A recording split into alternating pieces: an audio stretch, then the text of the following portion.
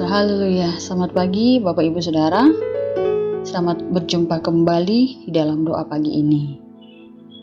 Sebelum kita beraktivitas, kita akan kembali mendengarkan renungan firman Tuhan. Sebelum kita mendengarkan renungan firman Tuhan, kita akan berdoa terlebih dahulu Saudara. Mari kita berdoa. Bapa yang baik, terima kasih buat kasih-Mu dalam hidup kami, yang menolong kami, membela kami, memelihara kami dalam peristirahatan kami. Kami boleh bangun pagi ini dengan tubuh yang sehat. Terima kasih Tuhan. Sebentar kami akan mendengarkan renungan firman Tuhan.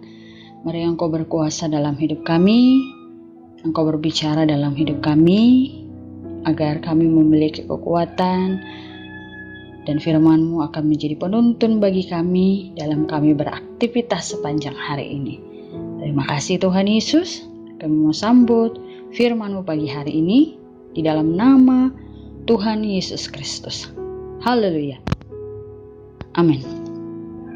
Puji Tuhan, firman Tuhan pagi ini terambil dalam Matius pasal yang keempat, ayat yang keempat.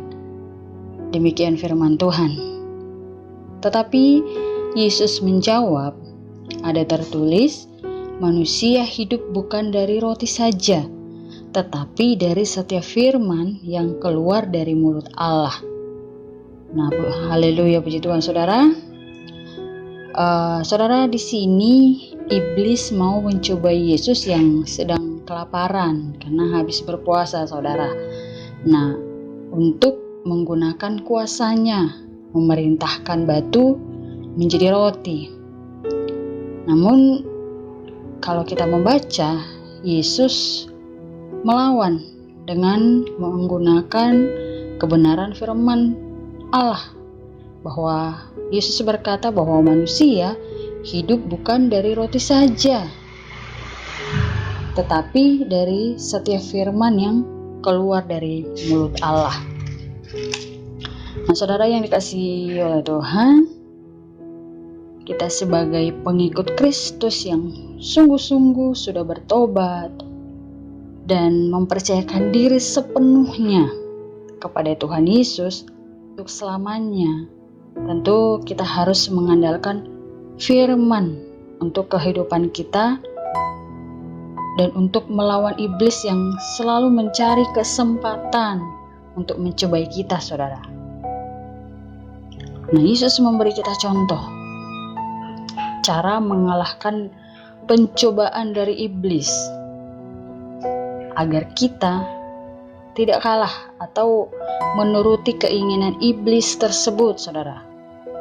Nah, agar tidak sama seperti Adam dan Hawa yang tidak sungguh-sungguh melakukan firman Allah, sehingga mereka terperdaya pada godaan iblis di Taman Eden. Nah, mereka tidak menggunakan firman Allah untuk melawan pencobaan iblis tersebut. Melainkan kalau kita baca, mereka diskusi dengan iblis. Makanya mereka jatuh ke dalam dosa, karena mereka tidak sungguh-sungguh berpegang teguh pada firman Allah. Nah, karena itu, saudara yang dikasihi oleh Tuhan, kita harus tekun dan sungguh-sungguh mempelajari firman Tuhan dan merenungkannya, sehingga firman yang tertulis itu menjadi rema yang menghidupkan kita dan membuat kita menang, saudara, terhadap segala pencobaan dalam semua bidang kehidupan kita. Nah, seperti ayat yang kita sudah baca, di sana Tuhan Yesus menyatakan bahwa Dia sebagai manusia tidak hidup dari roti saja, tetapi dari setiap firman yang keluar dari mulut Allah. Dia tidak harus tunduk kepada iblis karena merasa kelaparan. Walaupun mungkin kalau kita pernah berpuasa, kalau sudah berpuasa seharian saja kita rasanya kelaparan, saudara. Apalagi Tuhan Yesus yang berpuasa 40 hari. Nah, tapi Yesus tidak tergoda dengan godaan iblis tersebut. Nah, demikian juga kita tidak boleh mengompromikan iman dan integritas kita karena kebutuhan kita sehari-hari, saudara. Nah, di sini Tuhan Yesus mengajarkan kita untuk melawan keinginan untuk diakui, untuk dipuji, dan keinginan untuk mencari jalan pintas karena terdesak kebutuhan. Karena pada waktu itu Yesus butuh makanan dan minuman. Tapi Tuhan Yesus, walaupun iblis menawarkan tawaran yang bisa dibilang tepat pada waktu itu, tapi karena itu bukan perintah dari Allah Bapanya, tentu Yesus menolak. Nah, kita juga terkadang di saat mengalami kebuntuan, apalagi menyangkut kebutuhan sehari-hari, terkadang ada jalan pintas. Nah, tanpa kita sadari itu dipakai oleh iblis untuk mengecoh iman kita. Apakah kita tetap percaya kepada Tuhan yang berjanji akan memelihara kita? Apakah kita tetap bermain dengan pola pikir kita yang pengen langsung ada jawaban saat itu juga, atau pengen dapat jalan pintas untuk keluar dari masalah yang sedang kita hadapi? Nah, saudara yang dikasihi oleh Tuhan, ya sebagai anak Tuhan atau orang yang percaya kepada Tuhan, biarlah kiranya kita berserah sepenuhnya kepada Tuhan. Allah Bapa yang memberikan gelar anak Allah kepada Yesus akan menolong kita, memelihara kita. Karena diakui atau tidak oleh setan itu sangat tidak penting bagi Yesus. Tapi oleh anugerah Bapa juga kita memperoleh pemeliharaan sebagai anak-anak Allah. Baik itu kebutuhan kita sehari-hari, saudara. Nah, kita tidak perlu takut. Kita tidak perlu bimbang. Apalagi soal kebutuhan sehari-hari. Kita tidak akan perlu takut bahwa kita akan kelaparan.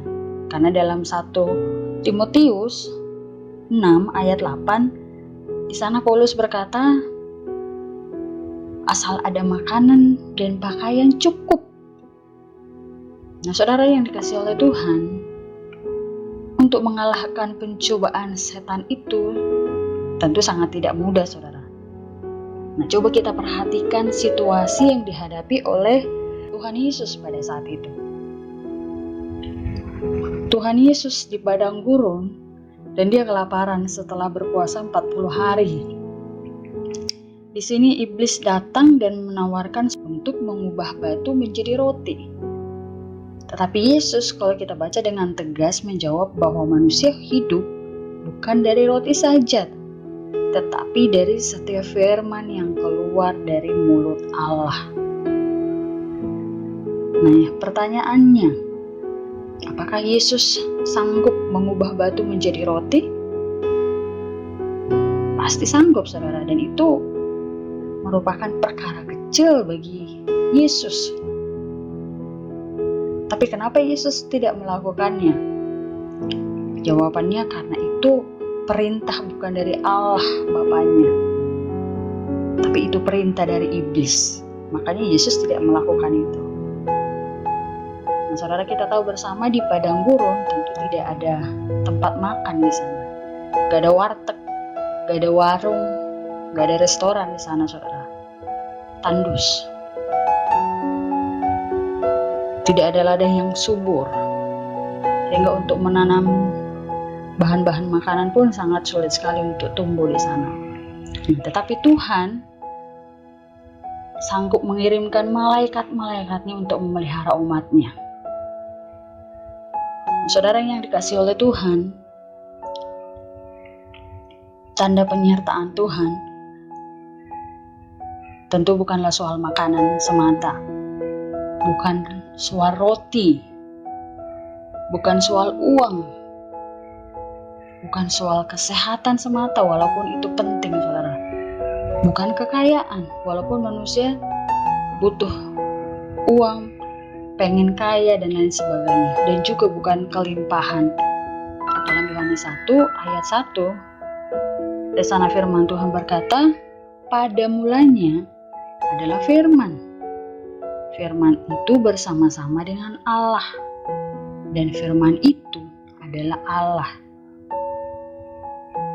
Nah, saudara, kalau firman atau kalau Allah ada selalu bersama dengan kita, maka tidak ada hal yang perlu kita khawatirkan.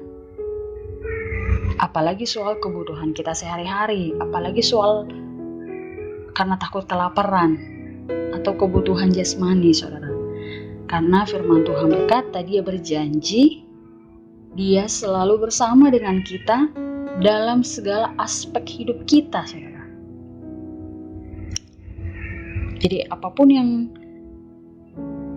kita mungkin gumulkan saat ini, baik itu soal kebutuhan sehari-hari, kebutuhan masa depan untuk anak-anak kita sekolah dan lain sebagainya, kita pegang firman Tuhan bahwa Dia ada bersama dengan kita. Dia sanggup menolong kita dan sanggup memelihara hidup kita.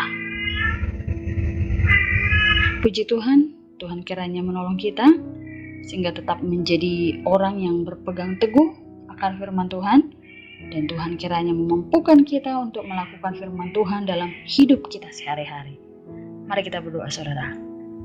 Bapa yang baik, terima kasih Kau sudah menolong kami, memberkati kami pagi ini. Terima kasih untuk pemeliharaanmu dalam hidup kami. Kami percaya Engkau tidak akan pernah meninggalkan kami. Engkau selalu bersama dengan kami, Engkau selalu menolong kami, Engkau selalu membela hidup kami. Kami menjalani hari ini Tuhan, kami mohon pimpinan Tuhan, penyertaan Tuhan, perlindungan Tuhan menjadi bagian kami. Kami percaya Engkau akan senantiasa menggenapi firman-Mu buat setiap kami, orang-orang yang berharap dan bergantung kepada Tuhan.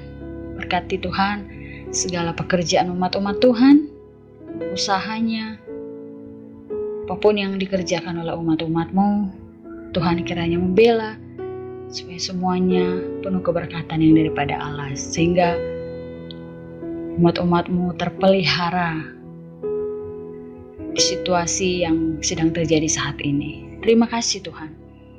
Kami mengucap syukur kepada Tuhan. Pelihara bangsa kami. Biarlah Engkau yang campur tangan buat bangsa kami. Kami merindukan bangsa kami juga menjadi bangsa yang diberkati oleh Tuhan. Terima kasih Bapa di surga, kami mengucap syukur. Kami serahkan hidup kami, seluruh umat-umat-Mu ke dalam tangan-Mu. Dan kami mau beraktivitas, penyertaan Tuhan nyata dan menjadi bagian kami. Kami berdoa di dalam nama Tuhan Yesus. Haleluya. Amin.